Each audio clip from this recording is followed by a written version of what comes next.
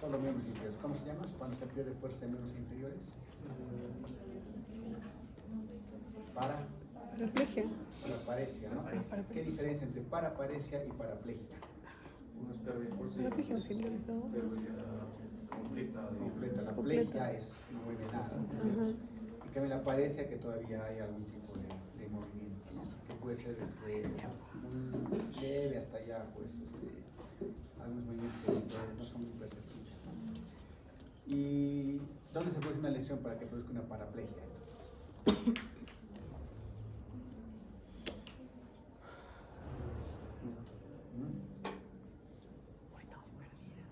¿Quién lleva el movimiento de los miembros inferiores? ¿Por dónde va? La médula. Pero la médula no solo lleva movimientos, ¿qué más lleva?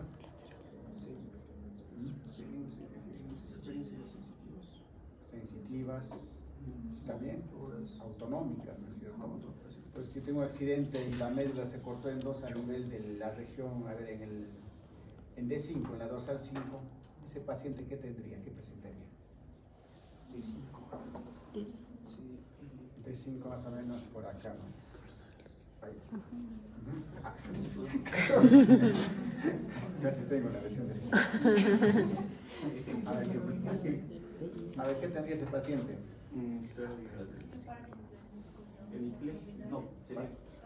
Lo que dijimos, en la fuerza habría disminución. Paraparesia o paraparesia, dependiendo del grado de lesión, ¿no? Lo que más, ese paciente, ¿qué más tendría? D es bajo, ¿no? D es bajo. Además, el sistema respiratorio lleva el neumogástrico, ¿no? El décimo, el neumogástrico y el esofarín son los que llevan más los pulmones, ¿no? Pues que cuando hay una afectación medular, casi no se afecta la respiración, ¿no? ¿Qué más? A ver, ¿qué más habría ese paciente? Que ya tiene su paraplegia, paraparesia, no puede caminar.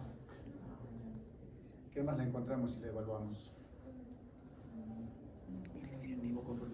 No controla esfínteres, ¿no es cierto? Si no controla, ¿qué hace? Incontinencia. Al revés, ¿no? Cuando es médula es, más bien, el esfínter se contrae y produce globo vesical. Y sentirá si lo pulsamos, si lo pellizcamos. No. ¿No? ¿Cómo se llama una pérdida de sensibilidad? Anestesia, ¿no? O puede ser hipoestesia. Entonces, esos términos tienen que también ir repasando, ¿no? Paraplegia, hemos hablado de paraplegia, de paraparesia, de anestesia, ¿qué son las parestesias? Parestesias, ¿qué son? Sensaciones anómalas, ¿no? Es hormigueos que ¿no? Cierto, son los hormigueos. Siento que no sé, que está como anestesiado, ¿no? Pero pérdida sería hipo, ¿no? Parestesias son sensaciones anormales, ¿no? De la sensibilidad, que hace de que tenga presencia en alteraciones tanto del nervio periférico como de la parte de lo que es la médula y también a nivel central, ¿no? Si nos damos cuenta, pues el sistema nervioso va a dar síntomas de lo que es el cerebro, la médula y el nervio periférico, ¿no? Pero ojo que también la pérdida de fuerza, por ejemplo, no solo es el sistema nervioso, ¿no? Un problema de muscular también va a producir pérdida de hasta una miositis, ¿no? Una dermatomiositis, miositis o las enfermedades genéticas del músculo, ¿no? ¿Alguno conocen? ¿Han escuchado alguna vez?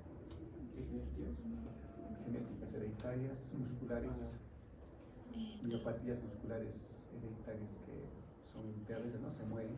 El Duchenne, por ejemplo, ¿no? El Duchenne. Niños que llegan a los 16 años y empiezan a perder fuerza y mueren, ¿no? Con el paso porque tienen falla respiratoria, ¿no? Y es la más dramática, ¿no? De todas. Igual, no hay una pérdida de fuerza, puesto que en la parte semiológica es muy importante lo que es la anamnesis, ¿no? Que es la primera parte de la evaluación semiológica, ¿no? Pues justamente acá vamos a ver en la historia clínica, pues, que empieza con lo que es la anamnesis, ¿no? Eso seguramente lo han hecho también en semiología general, pero en la parte neurológica hay que tomarle siempre atención a determinadas porque las enfermedades pues son de múltiples causas, ¿no? Por ejemplo, la parte pulmonar a veces es más que todo infecciosa, ¿no? O por algún tipo de inflamación, ¿no? Que produce la mayor parte de enfermedades pulmonares. En cambio, la parte neurológica, pues pueden ser inflamatorias, pueden ser infecciosas, pueden ser traumáticas, pueden ser genéticas, ¿no? Pueden tener también carácter autoinmune, o sea, pues, las causas son múltiples, ¿no? Y la afectación también puede uno solamente afectar el nervio periférico, otro solo puede afectar el cerebro, otro solamente la médula. Por ejemplo, dos enfermedades que son muy parecidas, pero que por su afectación a determinadas células son diferentes presentación, ¿no? El Guillain-Barré, ¿no? ¿A quién afecta el Guillain-Barré? Nervios Nervios periféricos, periféricos. ¿no es cierto? Porque sus receptores son a nivel de ganglios periféricos, o sea, ¿cuáles son las células que producen mielina en los nervios periféricos? ¿No? Los trocitos. La célula de Schwann, De Schwann. ¿no? Y a nivel central ocurre otra enfermedad parecida, pero que eso afecta, ¿no? Lo que es el cerebro y médula, que es la esclerosis múltiple, ¿no es cierto? Pero eso solo afecta a las células que producen mielina a nivel central. ¿Cuáles son estas? Oligodendrocitos. Ahí está, ya está. Entonces, los oligodendros, por ejemplo, son diferentes, de acuerdo a la célula también, ¿no? Entonces, por los receptores que tienen. Entonces, el Guillain-Barré, por ejemplo, nunca afecta al sistema nervioso central, ¿no? O la esclerosis múltiple nunca afecta al nervio periférico. Después mucho va a depender del tipo de enfermedad y también a qué parte del sistema está afectando, ¿no? Y el sistema nervioso también es muy sensible a otras patologías, ¿no? Por eso que cuando hay, por ejemplo, un paciente que tiene hepatopatía crónica, empieza a tener alteraciones de sus marcadores, ¿no? Como son las bilirrubinas, las transaminasas, y hacen rápidamente encefalopatía, ¿no? Se ponen confusos, empiezan a haber incoherencias, ¿no? Empiezan a agitarse, hasta agresivos se pueden poner, ¿no? O con falla renal, hasta viejitos, ¿no? Con una infección urinaria y ya están poniéndose encefalopáticos, ¿no? Entonces, tiene mucho que ver también con la función metabólica del organismo, la función de lo que es el sistema nervioso central. Igual, intoxicación hasta por medicamentos, metales pesados, afectan tanto al sistema nervioso periférico como al sistema nervioso central, ¿no? Deficiencias de vitaminas, ¿no? Que producen demencias, neuropatías periféricas, o sea, es pues decir que la causa son pues múltiples y que por eso a veces el diagnóstico es un poco más complejo, ¿no? Porque hay que hacer varios a veces estudios, pero la semiología nos va a ayudar por lo menos un 80%. El resto de exámenes va a ser el 20% que falta, ¿no? Al menos para ubicar la lesión y poder tener ya una sospecha clínica de qué enfermedad puede tratarse, ¿no? Entonces, con la anamnesis, pues, puede ser directa, muchas veces indirecta, ¿no? Especialmente en pacientes que tengan, pues, demencias, ¿no? Como Alzheimer, o que hayan convulsionado y estén, pues, todavía en su postdigital, ¿no? O que hayan tenido un trastorno, un TEC, ¿no? Claro que el TEC lo ve el neurocirujano, pero no les apoya de ellos. Entonces, el análisis cuando es indirecta tampoco podemos confiar 100%. O muchas veces llega un paciente en coma que lo trajo el Serenazgo, la policía, y no sabemos nada, ¿no? ¿Qué pasó? ¿Qué pasó con ese paciente? ¿Por qué llegó en coma? Entonces, que aprender también a poder sospechar, ¿no? Si es un coma estructural o un coma de origen metabólico, ¿no? Que son las principales causas de coma, ¿no? ¿Cuál creen que es más frecuente, un coma estructural o un coma metabólico?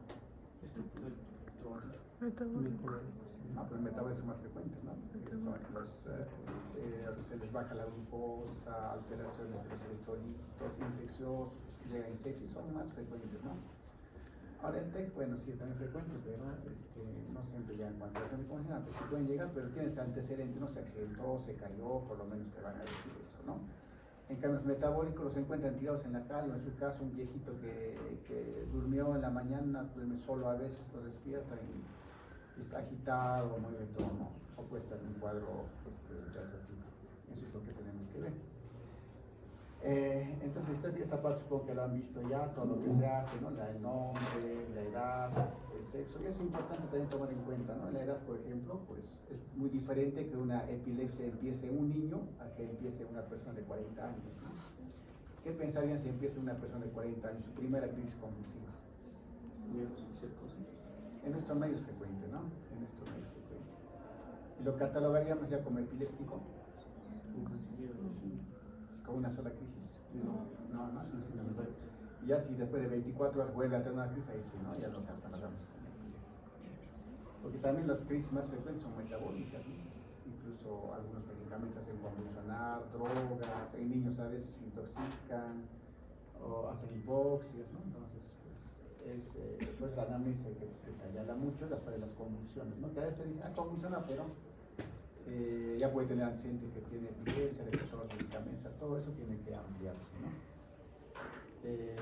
Todos los datos, ¿no? Que acá se pueden ver, la dominancia es importante en la parte neurológica. ¿Por qué? ¿Qué dominancias hay?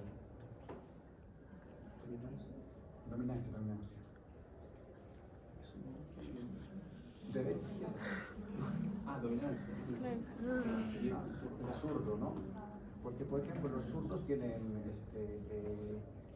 dos áreas del lenguaje, ¿no? O a veces puede estar en el lado derecho, ¿no? La mayor parte del lenguaje en el diestro es ¿de qué lado? Izquierdo. El lado dominante. ¿Cuál es en el diestro? Izquierdo. El izquierdo, ¿no es cierto? Y que controla todo derecho. Entonces el lenguaje también está en el lado izquierdo del que es diestro, ¿no? Por eso que cuando hay un infarto en el área del lenguaje, pues queda fácil el paciente, ¿no? En cambio el zurdo a veces tiene dos áreas, o en el lado derecho, entonces todavía puede hablar, ¿no? Entonces, siempre hay que preguntar, ¿no? Su dominación, no solo para el lenguaje, sino también para la clínica puede variar, ¿no? Eso no es la parte de los datos del paciente, y desde acá sí empezamos a detallar básicamente la clínica y el tipo de enfermedad, ¿no? Desde la forma de inicio, que es muy importante en neurología, el tiempo de enfermedad, ¿no? A ver, ¿qué patología? Nos sirve mucho saber cómo ha empezado en la parte neurológica, que nos ayuda incluso a tener ya un diagnóstico del 80%. Los problemas de DCD o ACV, ¿no es cierto? Porque son de inicio agudo, ¿no? Esos pacientes que tienen, por ejemplo, una hemiplegia de un momento a otro, es pues casi seguro que sea un DCD o isquémico o hemorrágico, ¿no? Entonces también se va a poder determinar con algunas características en la evaluación. En cambio, que un paciente te diga que está perdiendo la fuerza poco a poco en el lado derecho de su cuerpo, hace un mes todavía caminaba cojeando, pero ahora ya no puede levantar la pierna ni su brazo, ¿qué piensa ahí? ¿En qué?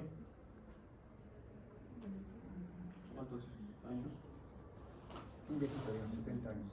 Me dice, estoy hace ya un mes que estaba teniendo dificultad para caminar, ya no caminaba como antes, usando bastón, pero ahora mi brazo ya puedo levantar y ya no puedo caminar. Poco a poco empezó a perder la fuerza. ¿Qué pensáis?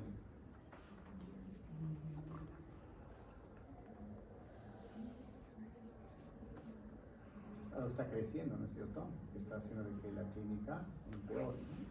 Es más típico de los procesos neoplásticos, ¿no? Los tumores. En nuestro modelo, la cisticercosis también puede ocasionar, porque es como un tumor a veces que crece, ¿no? Sobre todo los quistes. O los granulomas tuberculosos también, ¿no? Que se presentan en ese. Todos los procesos expansivos tienen esa característica, ¿no? Claro que después ya se pueden acompañar de condiciones también, ¿no? Dependiendo del área que sea y lo que hace. Entonces, los tumores también van a dar sintomatología de acuerdo al área donde se presenta. Por ejemplo, un tumor en la región frontal, ¿qué causaría? A ver, en la región frontal anterior, en la supraorbitaria, ¿qué clínica hay un tumor ahí? Aparte de dolor de cabeza, que sería.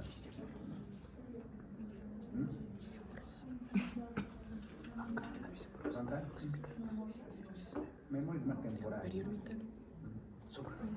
Frontal, ¿qué hace el lóbulo frontal? Pues su principal función.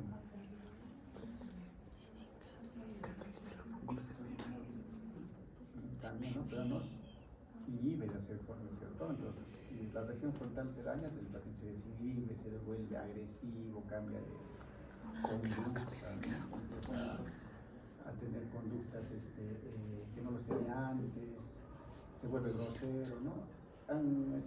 ¿Escucharon de Phineas Spence? Un trabajador de las vías de tren, no sé qué, está haciendo el tren y de momento veo Phineas creo que era evangélico, todos los días a rezar, su familia, y le mete una estaca por ¿no? Trabajando por el ojo, le entra a la región frontal. Le salvan la vida, le sacan la estaca, todo, pero cambió totalmente, ¿no? Era otra persona, ¿no? Otra persona, se volvió agresivo, se volvió grosero, se peleaba con todo el mundo, ¿no? Se decidió orinar en cualquier sitio, ¿no? La región frontal anterior tiene esas características. Pues los test cuando se golpean en motos a veces se van de frente, ¿no? Sin casco, quedan con esas secuelas, ¿no? De cambios, se vuelven ansiosos, ¿no? Si sobreviven obviamente, ¿no? También se pueden morir. Entonces la región frontal pues es muy importante para el control, ¿no? Y es lo que nos diferencia pues de algunos animales, ¿no? Porque, por ejemplo, los perritos sí no tienen pues lóbulo frontal, ¿no? Tienen el olfato nomás. Entonces, pero tenía un perrito de orina y orina en cualquier sitio, ¿no? Levanta la patita, ¿no? No sé. En cambio, esa nosotros nos inhibe, ¿no? Nadie va a orinar ahorita al fondo, ¿no? O nadie se va para ir a morder a su compañero, ¿no? Entonces, esas cosas son el lóbulo frontal, ¿no? Entonces, el tiempo de enfermedad nos va a ayudar en eso, determinar si una patología aguda, es subaguda o es crónica también, ¿no? Y algunas enfermedades, por ejemplo, las degenerativas, pues tienen una evolución mucho más larga, ¿no? De mucho tiempo, y casi siempre son simétricas, ¿no? Hay un típico ejemplo de enfermedad degenerativa. Alzheimer. Alzheimer. ¿Otro? Parkinson también. ¿Otro?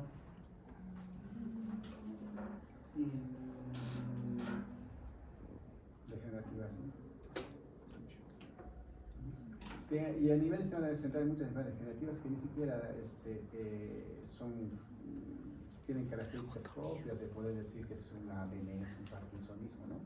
Hay atrofias de diferentes partes del sistema nervioso central, por ejemplo, hay una atrofia que es la olivopuntocerebelosa, ¿no? O sea, se atrofia la oliva, el puente, donde está la protuberancia, y el cerebelo, ¿no? Este es un paciente que si se atrofia el cerebelo, ¿qué clínica tendrá? Atáxico, ¿no? Atáxicos, camina con dificultad, si es la protuberancia habrá paredes de nervios craneales, ¿no? También si es el olivo, la memoria también, ¿no? Alterada, y como son núcleos que se relacionan con la dopamina, también hacen parkinsonismo, ¿no? Muchas veces de los pacientes, la clínica que más se ve es pues, la parkinsoniana, ¿no? Y puede aparecer un parkinsonismo. Entonces, pero le haces un estudio y hay una atrofia, ¿no? Que es en diferentes partes. Y todas las enfermedades degenerativas no tienen ningún tipo de tratamiento curativo, ¿no? Son solamente. En el Parkinson mismo, ¿no? Solo aumentamos la dopamina para mejorar el movimiento, ¿no? En el Alzheimer no hay nada, ¿no? Porque todos los medicamentos que son inhibidos de la acetilcolinesterasa, ¿no? Donepezil, memantina, aceticolina, entonces al final no tienen ningún efecto beneficioso, ¿no? Entonces todas las enfermedades degenerativas lamentablemente pues solo se tiene que tratar de mejorar la conducta, el sueño del paciente, ¿no? Para que no esté agresivo, ¿no? Entonces el tiempo de enfermedad pues nos ayuda. Y la forma de inicio, ¿no? ¿Qué formas de inicio hay? Insidioso, brusco. Insidioso y brusco. Insidioso, brusco, Agudo. Una epilepsia, ¿cómo pondrían en forma de inicio? Brusco, ¿no? Pero luego se vuelve intermitente porque es el tiempo. ¿No? La epilepsia está contra brusco, luego están tranquilos un tiempo y luego otra vez, ¿no? Entonces se queda como entrado. Entonces en el curso sería, ¿no? El curso de la enfermedad. Estacionario. La mayor parte de enfermedades neurológicas pues no son estacionarias, ¿no? Siempre tienden a progresar, aunque sea lentamente, pero progresa si es que no se controla, ¿no? Y también nos va a ayudar mucho para saber el tipo de, más que todo de la etiología de la enfermedad, pues estas tres cosas, ¿no?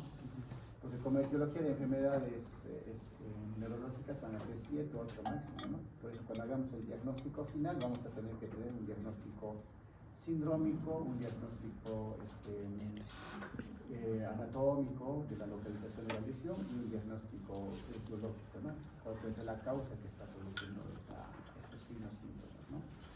En estos diagnósticos etiológicos hemos mencionado ya, ¿no? Tenemos los infecciosos, tenemos los vasculares, ¿no? Que son tanto infarto como hemorrágico, tenemos los degenerativos, tenemos autoinmunes, ¿no? Entre esta esclerosis múltiple, está ahí Guillain-Barré, ¿no?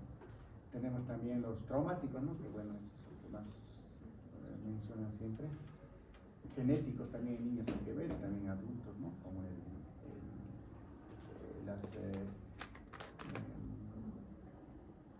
se llaman estos? Las degeneraciones cerebelosas, ataxias cerebelosas, ¿no? Tipo 1, de la 1 hasta la 37.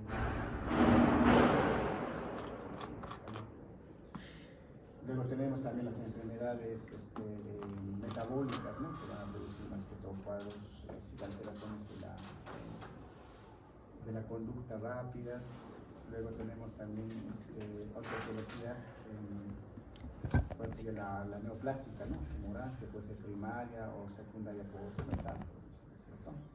Son básicamente eso, ¿no? Los cuadros, las etiologías. Y con ver la anamnesis todo el tiempo, la forma, el curso, podemos más o menos sospechar si una enfermedad, claro, dentro de una enfermedad, por ejemplo, vascular, pueden ser múltiples, ¿no? Pero ya tenemos la idea de que es vascular, por eso que ha sido tan rápido.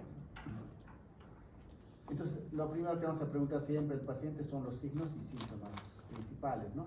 Especialmente los síntomas, ¿no? Entonces, para ver una consulta, ¿a qué pacientes enviarían a neurología? Ahora están trabajando en su posta ahí en el BRAE, y es un paciente. ¿Quiénes derivarían a neurología? Epilépticos. ¿Ya? ¿Pero qué síntoma tendría el epiléptico? Movimientos tónico-clónicos. ¿Qué más? Con pérdida de conciencia. ¿Ya?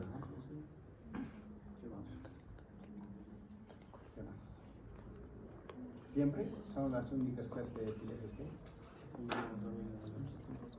Diferentes, ¿no? Hasta incluso las focales, pues de acuerdo a la ubicación de la lesión, pueden dar síntomas inespecíficos. Por ejemplo, una lesión del lóbulo occipital, ¿qué tipo de crisis tendría? Pérdida de visión. Pérdida de visión, o visión de colores, o perececitas, o sea, altera su visión rato. Y lo importante de una epilepsia es que siempre es paroxístico, ¿no? Se presenta un rato y desaparece y otra vez, ¿no? Si el paciente dice, veo lucecitas por 20 segundos y me da eso como 10 veces por día, ¿pensarían que es un problema de la vista? Es posiblemente una confusión focal visual, ¿no? Si un paciente me dice, en el día como 5 veces se me adormece la mano, me dura un minuto y luego desaparece, ¿qué piensa que es? Con el mismo episodio. El mismo episodio. Claro, 5 veces al día. 5 veces al día. Crisis focales, ¿no? ¿Y dónde está la lesión para dar ese tipo de crisis? ¿En qué lóbulo?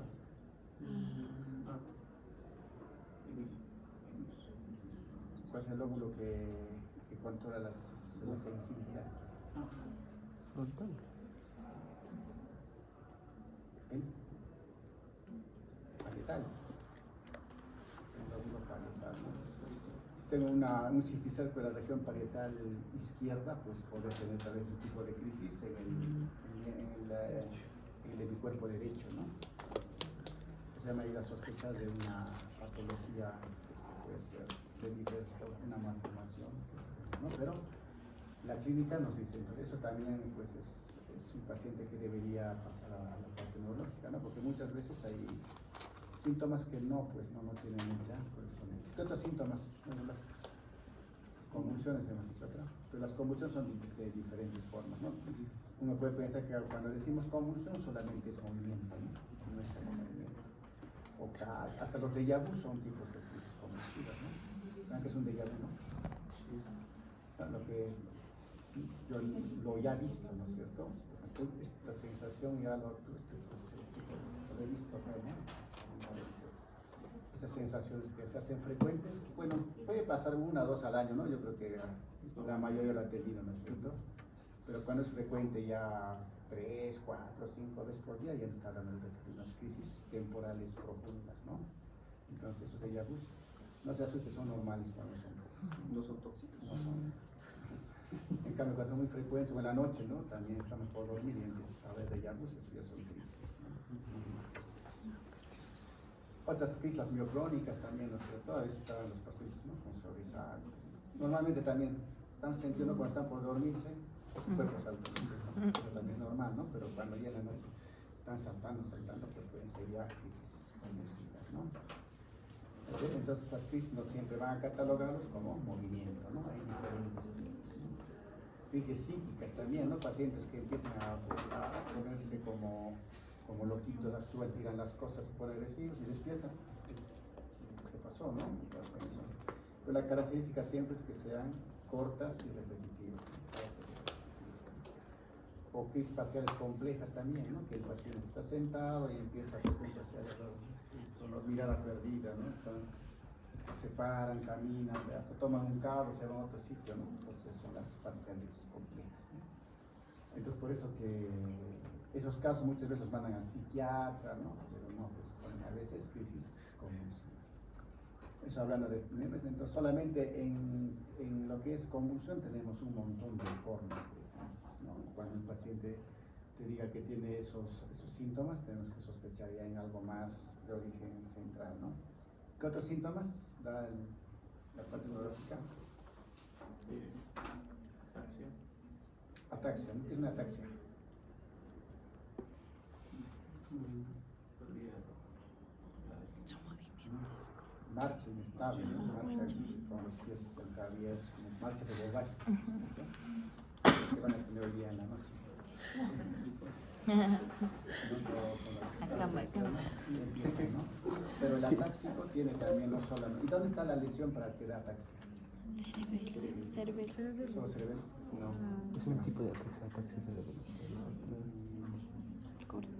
En el tracto piramidal también. ¿La presa no? No. Cerebelo ahí. Y cordón posterior de médula, ¿no? ¿Por qué el cordón posterior de médula da ataxia? Vía motor. Motor A. No, perdón. Pirámide. Sensitiva. Y la sensibilidad profunda, ¿no? Lo que es la presión, la vibración, ¿no? Y la posición. Entonces, si el paciente camina sin posición, sin vibración, entonces va a caminar, ¿no? Tratando de tocar el piso con fuerza y darse cuenta que está pisando. Y siempre con los ojos abiertos mirando, ¿no? Porque si cierra los ojos se va a caer, ¿no? Entonces, es una ataxia de tipo medular, ¿no? El cordón posterior. En cambio, el cerebeloso, pues, sí camina, pero si cierra el ojo no se va a caer todavía, ¿no? Claro que se va a desequilibrar y va a tener otros síntomas como dismetría, ¿no? Ya no va a tener para calcular las distancias, ¿no? Hasta con una cuchara de gas para que coma y no va a dar nada, ¿no? Se ve por todo lado el cerebeloso. En cambio, el medular es más que todo su marcha. No siente lo que pisa, no, la posición, ¿no? Entonces, era antes frecuente con la sífilis, ¿no? La sífilis cuaternaria, la sífilis que está en el nervio central, pues, los antibióticos en algunos, en un libro en la Segunda Guerra Mundial, en la Primera, creo, entonces llegaban los soldados a su casa, pues todos atáxicos y con sífilis, ¿no? Su base tabetica, pues, ¿no? Entonces ellos, ¿por qué? Porque no había, en cambio ahora pues la sífilis casi no existe, ¿no? Uno se puede contagiar, pero a veces le da una faringitis, toma amoxicilina y es bien sensible a los antibióticos, ¿no? Así que ya no hay tanto problema como lo que era antes, ¿no? Ya, ¿otro síntoma?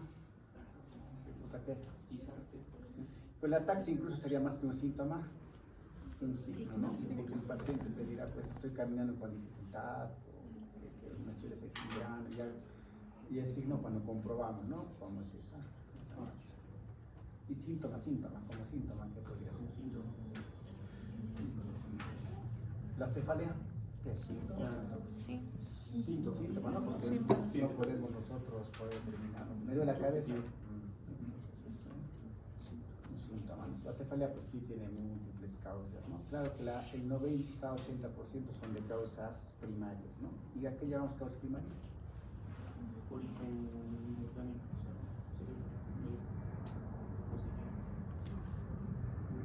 Sí, una lesión cerebral, ¿no? Por ejemplo, ¿qué tipo de cefaleas? La migraña, ¿no es cierto? Es primaria porque si haces resonancia, esto no hay daño cerebral, dolores constantes, frecuente, a veces con aura, a veces sin aura, ¿no? Dolores tipo pulsátil, de cráneo, con náuseas, con vómitos muchas veces, ¿no? Pero más frecuente incluso ahora en nuestras épocas la cefalea tensional, pues, ¿no? Ya también viene que me pesa acá atrás, ¿no? En la parte de la nuca, que siento como si me quemara, me apretara, ¿no? Especialmente cuando están muy ansiosos, tensos, estresados, ¿no? Tienen ese tipo de cefalea, ¿no? En cambio, la encefalia lo que hay que tener cuidado es el poder diferenciar si es primaria o es secundaria a algo, ¿no? Porque, por ejemplo, podría ser como un tumor, ¿no? Pero en ese caso ya habrá un poco más de síntomas, pues, ¿no?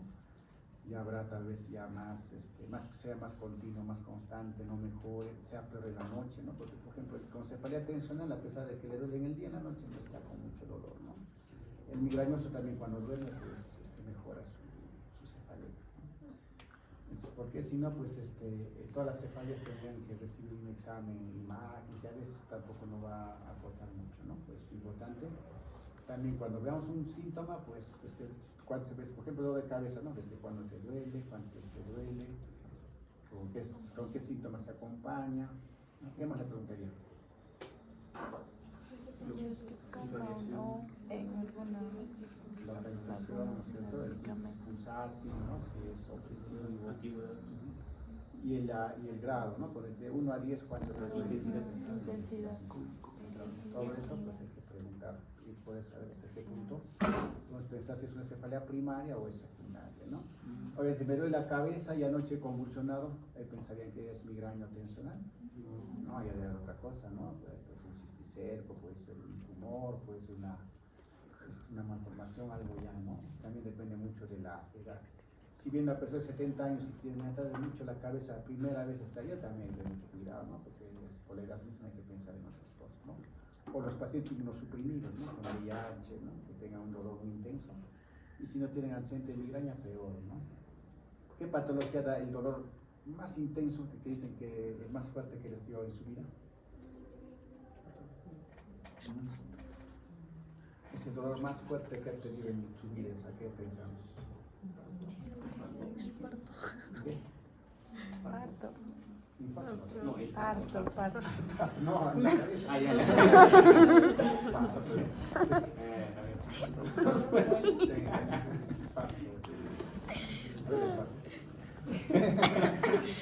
No,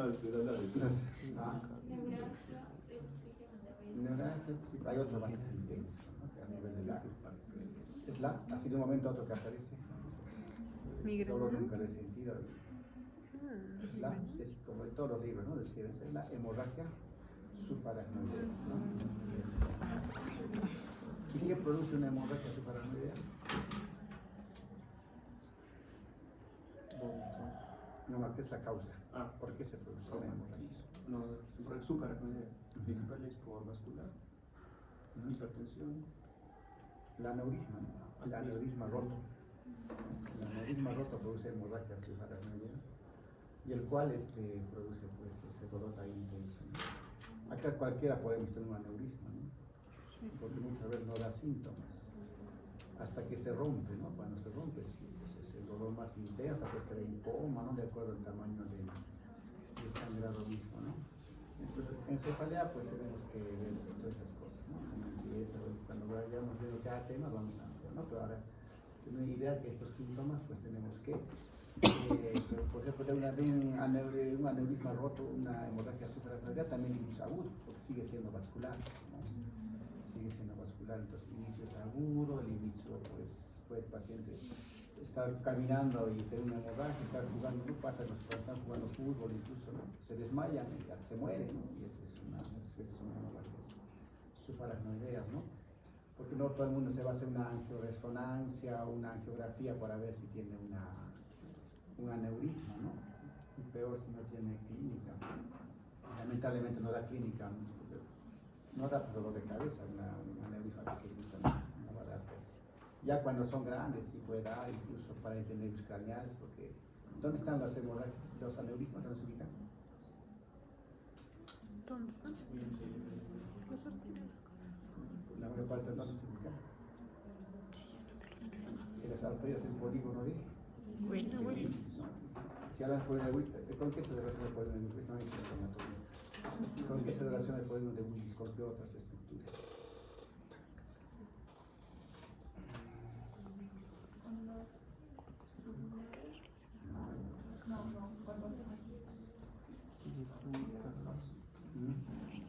Con los nervios craneales, ¿no? Especialmente está pasando justo por encima del tercero, está pasando el cuarto, el sexto. ¿Qué pasa si un aneurisma toca el tercero? En su recorrido tercero, la misma vez que toca una mosquera, pues el paciente. Tosis, ¿qué más? Entonces, Dilatación pupilar, ¿no? O una anisocoria. Y parálisis el movimiento del lado afectado, ¿no es cierto? Pues no va a poder ver el rostro y hacia abajo tampoco, ¿no? El tercero pues, se paraliza. Cuando hay eso, pues cuando vemos un caso así, tenemos que pensar siempre en aneurisma, ¿no? Entonces es una urgencia, porque quiere decir que ese aneurisma ya está grande y posiblemente se pueda romper cualquier rato, ¿no? Por ejemplo, que aparezca con tosis y con anisocoria, ¿no? Con una dilatación pupilar del lado, una amigasis del lado que está con tosis, hay que tener mucho cuidado, ¿no? Entonces se va a un proceso expansivo, pero algo está comprimiendo ese nervio, ¿no? Otros síntomas también son los que dan los nervios craneales, ¿no es cierto? Pares faciales, pares de cualquier nervio. ¿Cuántos nervios craneales son? 12. 12, ¿no es cierto? Entonces cada uno da su sintomatología específica, ¿no? El primero olfatorio, ¿no? Solo alteración hiposmia, y el segundo puede tener alteraciones visuales, ¿no? Pérdida de la agudeza visual o pérdida también de los campos visuales. Si es campo visual es más fijo que sea este nervioso, ¿no? Porque si una pérdida de la visión puede ser también que sea solo por catarata, por la parte de córnea, ¿no? O sea, todavía no está explícito de que es este nervio. En cambio, si es una hemianopsia, eso es típico ya del nervio o de recorrido de la vía óptica, ¿no? Y así los oculomotores tercero, cuarto y sexto van a dar pues parálisis de los músculos que inervan, ¿no? Por ejemplo, el sexto que inerva, digo, ¿qué músculo inerva el sexto nervio? Recto. Lateral. Lateral. Superior. Epa.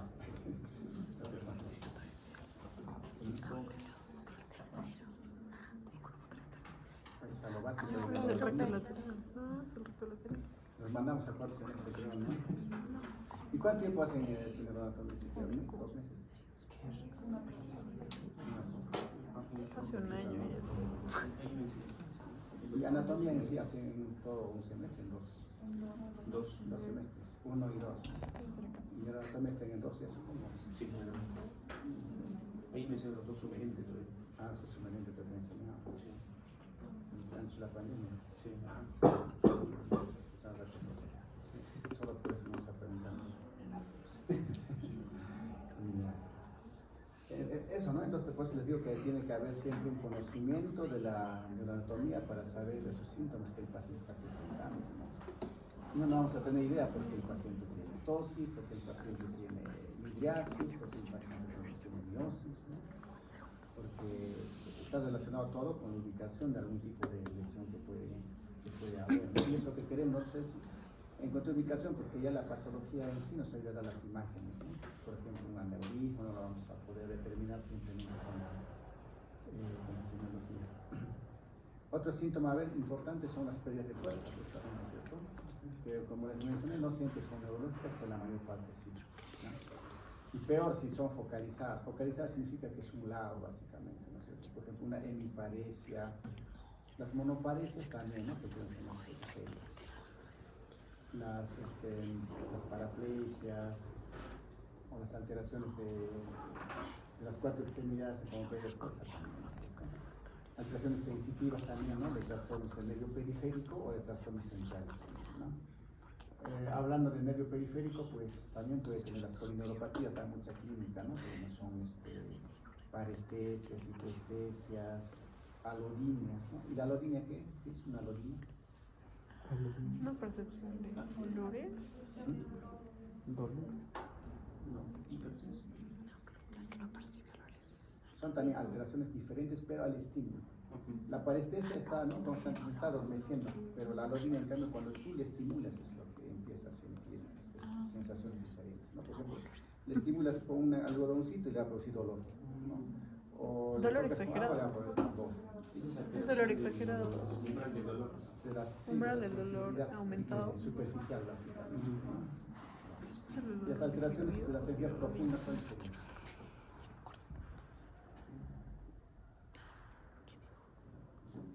¿Por dónde hemos dicho que va la sensibilidad profunda en la médula?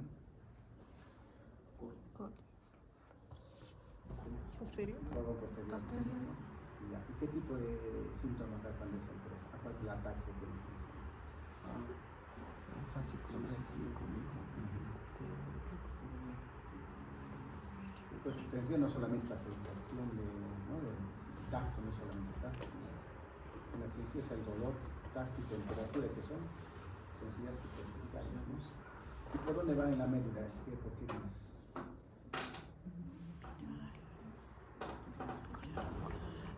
Talónicas, trastos talónicos anteriores. ¿Cómo llega el tálamo? Por lo mismo. Por ejemplo, de mi dedo, ¿cómo llega hasta el tálamo? La sencilla superficial, por ejemplo, me pincho ahorita ese dolor, ¿cómo va a llegar hasta mi cerebro?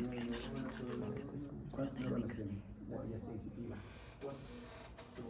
Tiene No, tres. tres. La primera está en el ganglio y la segunda ¿La está en sensitiva el tiene? Tres. Tres. Ajá. ¿Y la motora? Dos. No me acuerdo. Esa es La vía motora, ¿cuántas neuronas? la primera está en el ganglio. Dos nomás tiene la vía motora, ¿no? La primera y segunda motoneurona. La primera motoneurona va desde la corteza cerebral, en un lóbulo frontal, hasta la anterior de la médula. O sea, son neuronas largas, ¿no? Su cuerpo está en la corteza y de ahí va bajando todo su axón y llega hasta la médula, ¿no?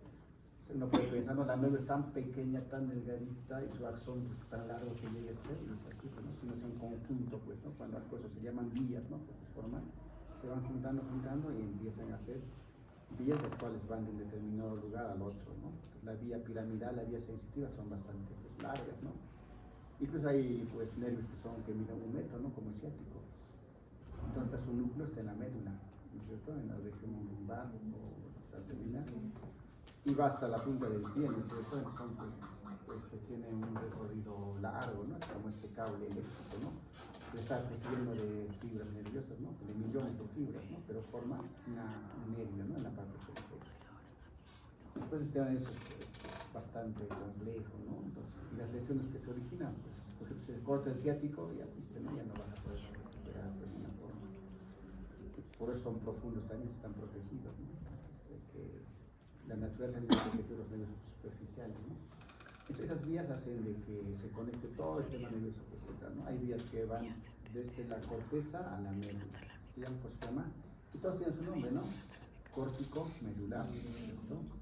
Córtico vulvar, ¿no? Los que van de la corteza al bulbo y a los músculos vulvares, ¿no? Córtico nuclear también, ¿no? Y en las vías también, ¿no? Del cerebelo como el tálamo cerebeloso, ¿no? Tálamo corticales, ¿no? Las vías. Entonces se trató de poner su nombre de acuerdo de dónde a dónde iban y de esa manera poderlas asociar, ¿no? Entonces hablan de la sensibilidad, pues, ¿no? La sensibilidad superficial tiene la primera neurona, que es bipolar, ¿no? Porque su núcleo en sí, ¿dónde está de la primera neurona sensitiva de la periférica? En el ganglio sensitivo. En el ganglio sensitivo, exacto, ¿no? Entonces su parte distal, pues, es el axón y la dendrita, su parte, ¿no? Que se conecta con lo que es ya la médula misma, ¿no? Entonces, la segunda ya es de acuerdo a la vía, ¿no? Si es la vía anterolateral, que es la sensibilidad profunda, va hasta lo que se cruza ya a nivel del tronco. En cambio, la posterior, la vía medular, la vía posterior, ¿no? Ya se cruza, subiendo un poquito, pasa al otro lado, ¿no? Eso vamos a ver cuando hagamos sensibilidad también, ¿no? Eso es lo que quiero que ustedes también lean, repasen, pues las vías, ¿no? Que es neuroanatomía básica también eso, ¿no? De dónde a dónde va. Ahora hay patología de primera motoneurona y de segunda motoneurona también. Hay enfermedades que solo afectan a la segunda motoneurona, ¿no? Como, a ver qué ejemplo de una enfermedad típica que afecta solo a la segunda motoneurona. El ELA, la esclerosis lateral amiotrófica, ¿no? Bueno, la causa no se sabe, pero se destruye, ¿no? Esas motoneuronas, que el paciente con ELA, ¿cómo termina? Pues parálisis cuadriplégica, ¿no? Atrofias musculares severas, ¿no? Y la clínica también va a depender mucho de qué afectaciones va a dar, ¿no? Cuando vemos la vía piramidal vamos a ver que es diferente la afectación de la primera neurona que de la segunda, ¿no? La segunda es más que todo, pues nos va a dar hiporreflexia, hipotonía, ¿no? En cambio, la primera nos va a dar lo que es hipertonía, nos va a dar hiperreflexia, síndrome de Babinski, ¿no? Que son, porque está pues desinhibida la vía piramidal, ¿no? Una lesión de acuerdo al lugar de lesión. Y los signos, pues, es encontrar, ¿no? Todas las manifestaciones que hemos visto en lo que es la evaluación clínica, ¿no? Eso justamente lo que vamos a hacer en semiología es tener un orden en la evaluación clínica, ¿no es cierto? Porque a veces quieren ver, pues primero veo qué veo y se desordena y ya no saben cómo empezar. Entonces, la evaluación neurológica tiene que tener un orden, ¿no? No estricto, pero el que mejor se acomode cada uno, pero tiene que tener. Pero primero le voy a evaluar vía piramidal, nervios craneales, o voy a ver lo que es sensibilidad, luego veré lo que es los síntomas cerebelosos, ¿no? O sea, tengo que hacerlo todo, pues aprender a hacerlo rápido, porque un paciente que le hace una evaluación clínica no te va a colaborar por lo menos, ¿no?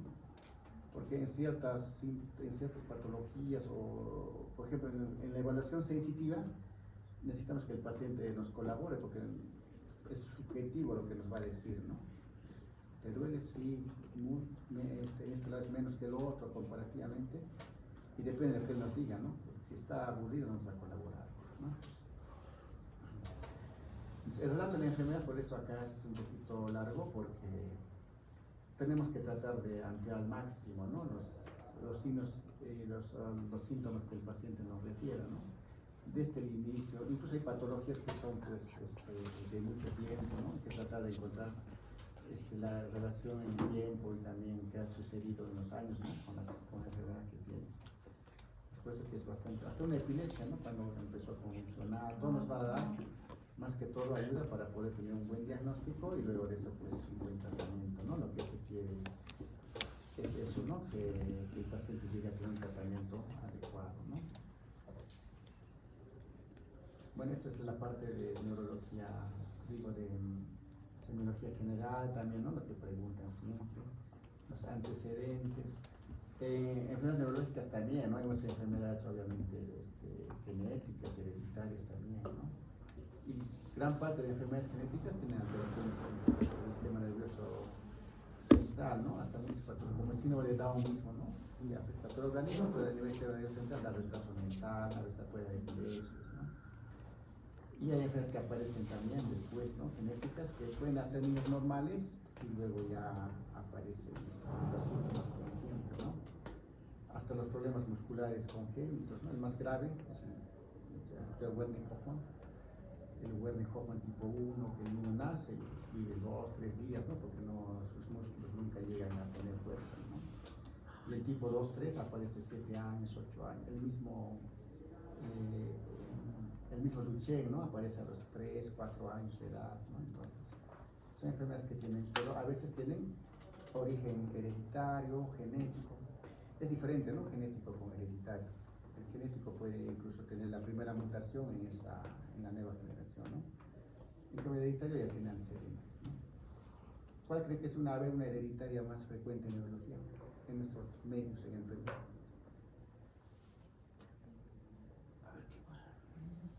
¿El Down es genético o hereditario? Genético, ¿no? Porque muy posiblemente ni se repita en la familia, ¿no? Un daño de un cromosoma que ha ocurrido por alguna circunstancia en ese embarazo nada más. En cambio, el hereditario ya tiene el gen dañado, ¿no? Ya se hereda. Entonces, ¿hacen genética? ¿Sí? ¿En qué ciclo semestre? ¿Sí hacen? ¿No? Algunos no más han hecho. Yo en Western Bolivia, en Dunivalle. Ah, sí, genética, ya que no han hecho genética. Yo en el primer semestre, yo en el segundo semestre. Sí, se debería hacer genética. Los ojos están rojos. Por nosotros. Porque no sé si se duele. ¿Han escuchado de Corea de Huntington? Ah, sí, la cara. ¿No es cierto? Frecuente, ¿no? También, sí, En nuestra familia también bastante. ¿El doctor se dijo? ¿Es el mismo? Sí. Otros, la Corea de Sirena. Es lo Otras, las otro, ataxias espinocerebelosas también, ¿no? Que no son tan infrecuentes, ¿no? Las insatas, pues, por la evolución del tiempo, ¿no? Familias enteras que tienen.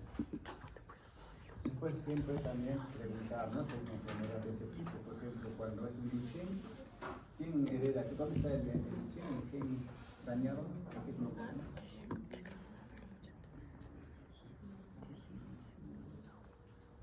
Porque eso hereda la mujer, no la mamá hereda, ¿no? Y la mujer, ¿cuáles son los cromosomas? XX. X, ¿no es cierto? Entonces, en uno de los X está, pues, el hombre cuando puede tener, pues, no transmite muy bien. Esa parte genética puede ser importante. No solo en eso, también hay unas enfermedades que son, pues, trastornos de cromosomas, que son llamados más genéticos, ¿no? Igual, ¿no? Y hasta que llegamos ya a lo que es una enfermedad que también hace mucho daño al sistema nervioso central es pues, la tuberculosis, ¿no? ¿En qué forma se puede presentar la tuberculosis en el sistema nervioso central, periférico? Las más frecuentes son las meningitis tuberculosas. Mandelpox, pero más afectación a lo que es el disco intervertebral, ¿no? Pero obviamente ese disco comprime la médula y da todo un trastorno neurológico, ¿no? Luego como granulomas en el cerebro, ¿no? Muy fácil de confundirse con tumores, ¿no? Se presenta como tumor, crece como tumor, pero al final es un granuloma tuberculoso, ¿no? Es un difícil diagnóstico porque tú ves cuando es un solo granuloma cerebral es un desastre clínico y de diagnóstico, ¿no? Porque puede ser que el tumor, puede ser un cisticerco, puede ser muchas otras enfermedades, ¿no? Y no puedes ni biopsiar a veces. Punción lumbar tampoco no sale nada porque está aislado, ¿no? No está dentro del líquido, porque cuando es una PL, pues obviamente hay que haber contacto con el líquido, en este caso no hay. Es un granuloma único en el cerebro, es que no te toque ese diagnóstico, ¿no? Porque vas a sufrir. Y el paciente puede estar convulsionando, puede estar haciendo dependiendo de la ubicación, ¿no? Me parece, hasta en coma puede entrar en ese grano, ¿no? Aquí quería llegar, que es la parte que vamos a tener que ¿no? Que es la evaluación del sistema nervioso, ¿no? Dentro de toda evaluación clínica, en su historia clínica, tiene que estar siempre la evaluación del sistema nervioso. Claro que cuando ya encontramos una enfermedad neurológica, vamos a ampliar al máximo, ¿no? Pero igual si te llega un paciente pues, a emergencia, aunque no sea un cuadro neurológico, siempre debe tener lo mínimo, ¿no? Por lo menos poner su estado de conciencia, ¿no es cierto? Cómo está su conciencia, si está somnoliento, si el paciente está en coma, ¿no? Está hormigilado, está soporoso, etc. ¿no? Entonces, el estado de conciencia es el paciente despierto, orientado, ¿no? Las tres esferas, mínimamente, ¿no? Luego moviliza las cuatro extremidades, ¿no? Porque la parte motor lo puedes hacer así, ¿no? Levántame tu brazo, levántame la pierna, ¿no? Y también los nervios craneales, ¿no? Pero si tiene una alteración, ¿no? Porque no hay tos, no hay parálisis facial, ¿no? Al menos los que podamos evidenciarlos rápidamente, ¿no es cierto? Y finalmente tenemos que saber siempre si hay alguna alteración en lo que es la marcha, a veces, porque la marcha también nos puede decir, ¿no? Claro, si llega en camilla, así no lo vas a preparar, ¿no? Pero tendríamos que tener. Y entonces ahí empieza la evaluación pero ya cuando es un paciente con alteración neurológica tenemos que empezar también con nivel de conciencia, ¿no es cierto? Luego ver su actitud, algunas fases características hay en enfermedades neurológicas, ¿no? Como el parkinsoniano, como la fase ¿qué? Claro, de la joven también, ¿no es cierto? Hay una característica, una tosis, una anhidrosis, ¿no? Y luego también del mismo ELA, ¿no? La parte muscular se desaparece por los calavéricos, ¿no es cierto? Luego vamos a ver también la hiperestación y la marcha en los pacientes que se pueden realizar, porque ahí vamos a ver una marcha táxica, una marcha espástica, una marcha polineuropática, ¿no? La marcha de pato que se dice, ¿no es cierto? Los antiguos neurólogos, como solo había semiología, hasta como escuchaba ya al paciente entrar y decía, no, este tiene, me parece, este tiene ataxia, este tiene inversos, porque fue la misma marcha, ¿no? El hemipléjico, por ejemplo, como marcha, es un paso fuerte y el otro no se siente. Se escucha un paso y el otro ¿no? En cambio, el polineuropático, cuando está rotando, pero lento. El parkinsoniano también, patitos cortitos, Marcha fast, ¿no? ya pues, escuchaba, ¿Cómo se estaría corriendo y se va a caer para adelante? Entonces también nos va, en semiología tenemos que tratar de buscar lo máximo, ¿no? Tenemos que ser muy observadores de todos lo que el paciente puede tener, incluso al entrar, ¿no? Igual al tenerlo también en una cama hospitalizada, también podemos ver ya qué está pasando con ese paciente. Hasta una hemiparesia ya podemos observarlo, nomás ver, por ejemplo, el paciente que está hecho en cama, pues solo un lado estará tal vez su rodilla flexionada de sus cosas y el otro lado estará flácida, entonces ya este paciente tiene una hemiparesia, ¿no? Ahí justamente vamos a ver lo que es los movimientos activos, ¿no? Movimientos de presión, lo que es la evaluación de la fuerza, ¿no? Y bueno, eso vamos a ver después. Siempre hay que ser un gráfico y van a leer lo que es la clasificación de la fuerza muscular, ¿ya? La de Daniels es la que más se utiliza, ¿no? La fuerza que va de 1 a 5, ¿no? Eso van a estar leyendo también. En lo que es motora también hay que evaluar lo que es el tono muscular, la motilidad pasiva, la atrofia, ¿no? El trofismo. ¿Qué produce mayor atrofia muscular? ¿Una lesión de primera o segunda neurona?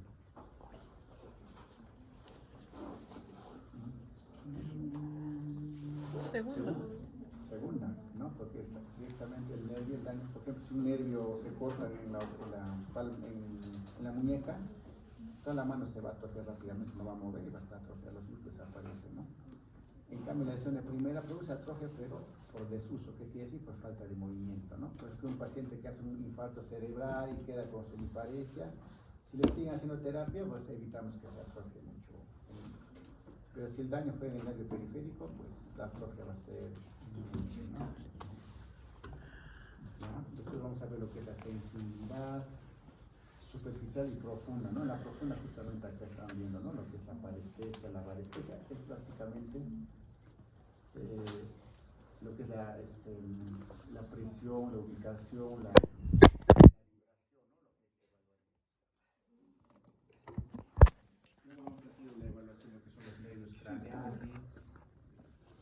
y ver algunos síntomas que se puede haber, ¿no? Temblores, coreas, son los movimientos involuntarios que están relacionados con los cambios basales.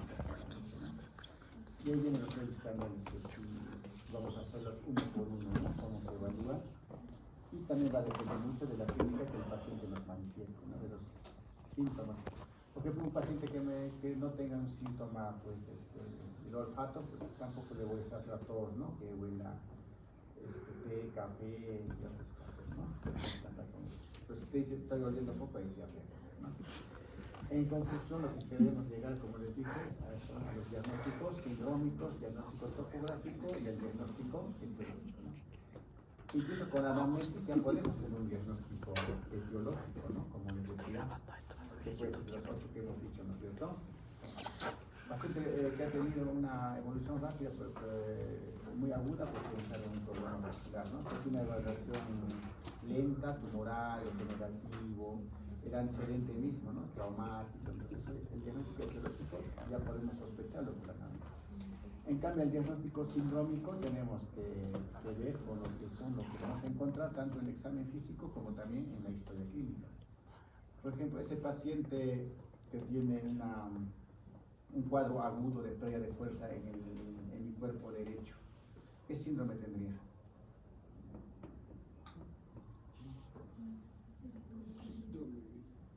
Ya, tiene pérdida de fuerza, sus reflejos están aumentados, su tono muscular incrementado y tiene signo de Babinski en el lado derecho. ¿Qué síndrome se dice? Está afectando básicamente El tracto piramidal. ¿de qué tracto? Piramidal. Piramidal, es un síndrome piramidal. Un paciente que tiene, cefalea, náuseas, vómitos y vómitos explosivos, ¿qué síndrome sería?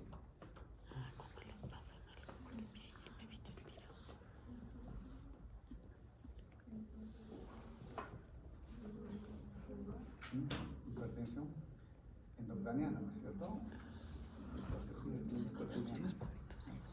Paciente que tiene movimientos involuntarios de la mano en forma paroxística, después de 2 días de vuelve, otra vez dura 1 minuto, 2, como que síndrome de catalogo. Focal, ¿cierto? Y si tiene convulsión histórico-crónica general con pérdida de conciencia, que duran 3, 4 minutos, luego recupera conciencia. ¿Epiléptico? Síndrome convulsivo. quiere realizar, ¿no es cierto? Porque ya no es focal, ya en este caso ya pierde la conciencia, ya, ¿no? Si tiene tosis, si tiene midriasis de un lado y tiene visión doble. Síndrome Claudio vascular. Aneurisma. Claudio no, pero es sería la anhidrosis. Y tosis. Anhidrosis también. Es un aneurisma. Afectó un nervio craneano, ¿no es cierto? ¿El cual? Tercer Como síndrome. síndrome. El tercer de Está completo. Aunque sea una tosis simple, nomás que puede ser pero no va a haber midriasis, no va a haber nada, no es normal. El diabetes puede ser que pero no afecta, es una eso sí. Ese no tiene un síndrome en sí, porque es el conjunto de signos y síntomas. Ya, ese es el diagnóstico sindrómico y bueno, realmente el Alzheimer puede entrar como un síndrome de demencia, ¿no? Un síndrome parkinsoniano, porque también es diferente un síndrome parkinsoniano con una enfermedad de Parkinson, ¿no? Porque puede tener un paciente los mismos síntomas que el Parkinson, pero sin ser exactamente la psicopatología de Parkinson, ¿no? Eso sucede en enfermedades como las atrofias multisistémicas, en la pared suprarrenal progresiva, ¿no? Que son también degenerativas. La parte de Parkinson tiene otras características, ¿no? O incluso en las infecciones por priones, ¿no? En el Creutzfeldt-Jakob, por ejemplo, también empiezan como síndromes parkinsonianos muchas veces, ¿no? Y en esto medio hay, ¿no? Hay Creutzfeldt-Jakob, hay otras enfermedades habidas y por haber, ¿no? El diagnóstico topográfico, que sí es muy importante, que nos ayuda a poder llegar al lugar donde puede estar la lesión, ¿no? Y se dan cuenta, por ejemplo, ese paciente que tiene tosis, que tiene midriasis y que tiene visión doble, ¿dónde estaría su lesión? ¿Dónde estaría su lesión?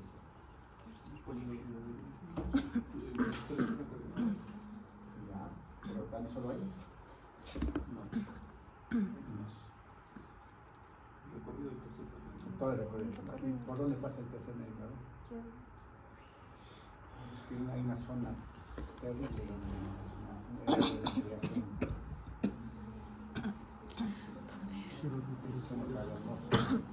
Cero cavernoso. Están pasando las arterias craneales, está pasando la arteria carótida, ¿no? Y está lleno de sangre, ¿no? ¿Hay un coágulo?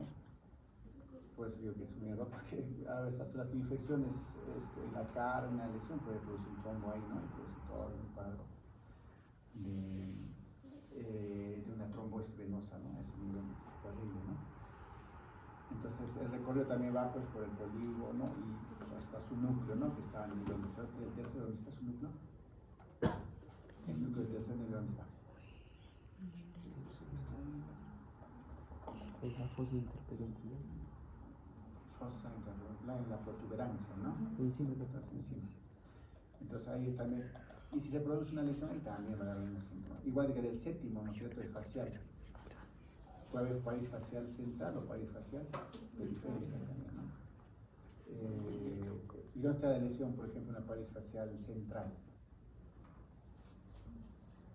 En su núcleo. ¿Dónde?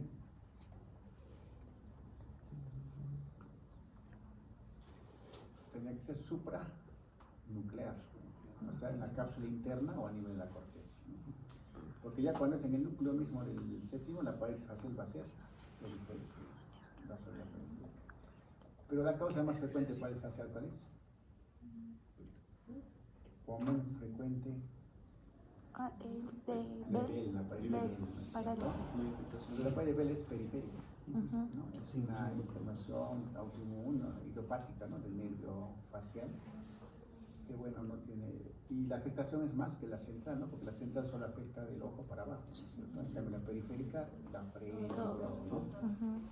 Es más dramática es la periférica, ¿no? Pero más grave viene a ser la central, ¿no? Porque puede haber una hemorragia, puede haber un infarto, un tumor, algo que está produciendo esa afectación. En caso de un paciente que tenga una paraplegia con un nivel sensitivo a nivel ombligo, o sea que del ombligo para abajo ya no es un nivel sensitivo, ¿no? Que del ombligo para abajo ya siente menos, no siente nada. ¿Dónde está la lesión? ¿Mm? ¿A qué nivel de médula? De 11, de 12, ¿Qué nivel es? de 10. De 10, ¿no? Exacto, ¿no? Eso es el diagnóstico topográfico, ¿no? Entonces, todo lo que encontramos en signos y síntomas tenemos que tratar de pasarlo como un diagnóstico, porque el síndrome también nos va a servir, ¿no? Para poder determinar que si esos signos y síntomas tienen relación con la parte afectada que nos está indicando esta clínica, ¿no? Pero hay algunas enfermedades que son un poco más complicadas, ¿no? Que es difícil encontrar su topografía o su síndrome, por ejemplo, la esclerosis múltiple. ¿Por qué? Porque aparecen focos múltiples de daño, ¿no? Puede ser uno, por ejemplo, una cápsula interna que va a dar una linfaresia, el otro puede estar en el nervio óptico que te va a dar una alteración visual, el otro puede estar a nivel cervical, ¿no? Que puede ser entonces una cuadriplegia, el paciente puede tener todos los síntomas juntos, ¿no? O solo uno.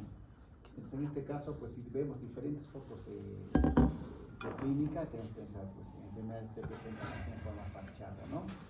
Uno de ellos es la esclerosis múltiple, ¿no? En enfermedades desmedicianas también pues está la neuromielitis óptica, ¿no? Que ahora también se llama espectro de neuromielitis óptica, ¿no? Que es también lesión del nervio óptico y la médula, ¿no? Va a depender, bueno, eso ya lo en medicina, pues son patologías que son infrecuentes, pero son, pues, la clínica misma te puede no llegar a determinar, ¿no? En este caso, son raros, ¿no? La mayor parte sí vamos a llegar a determinar, pero en algunos es un poco más complejo, especialmente el diagnóstico topográfico, pero obviamente, pues, a un Guillain Barré no le van a pedir una tomografía, ¿no? O una parálisis facial periférica tampoco, ¿no? Porque en salud todas las parálisis faciales tienen tomografía, ¿no? Salen irradiaditos todos con parálisis facial. No sé qué les pasa, no seguro, será porque les sobra el tomógrafo. Pero cuando va uno con dolor de cabeza no le sacan, ¿no? Pero las parálisis faciales periféricas todas tienen tomografía. No sé por qué piensan, ¿no? No habrán hecho señas seguramente, ¿no? Bueno, entonces vamos a quedar acá y para la próxima clase entonces quiero que me vean, ¿no? Uno, pues, mejora lo que es la parte de la neuroanatomía, ¿no? Porque están olvidados. Así, básicamente, no van a estudiar como está en el libro, ¿no? Que esta parte se relaciona con esta, por la derecha, por la izquierda, no. Simplemente, pues, el lóbulo frontal y qué funciones tiene, ¿no?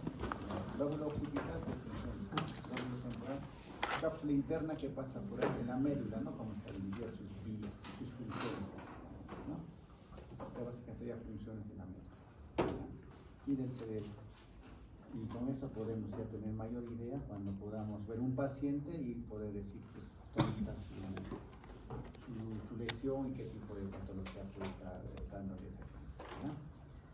Esta historia clínica también les comparto ya, porque en la parte práctica vamos a utilizar. Doctor, ¿qué bibliografía? ¿La bibliografía que nos ha compartido? Sí, esa está bien. Y yo también voy a buscar ya.